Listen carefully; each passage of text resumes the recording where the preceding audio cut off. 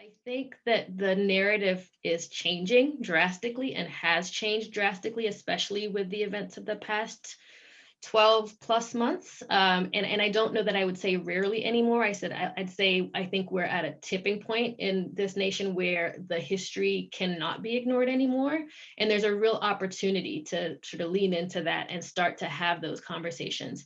But I'd say what needs to happen is having the conversations directly, openly, honestly, and no longer denying sort of the historical basis behind medical racism. And I would say that I know for a fact that a lot of academic institutions, a lot of medical schools are grappling with this and changing their curricula so that the history is a part of that and understanding and acknowledging medical racism, especially with an eye towards changing practice and no longer carrying forward the structures that have caused and have been the basis of such harm to Black and brown bodies. And so I'd say the narrative has absolutely shifted as a result of COVID and as a result of the murders of countless unarmed Black people in the last, since for a long time, but certainly those that have had publicity in the last little while.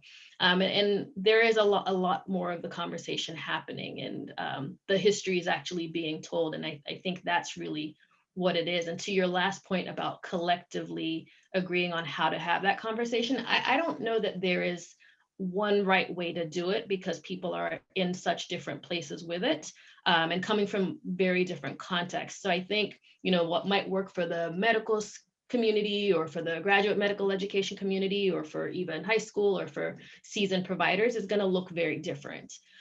So I don't know that there's a collective way that it needs to be had. I would say it absolutely needs to be had and is being had, is my perspective.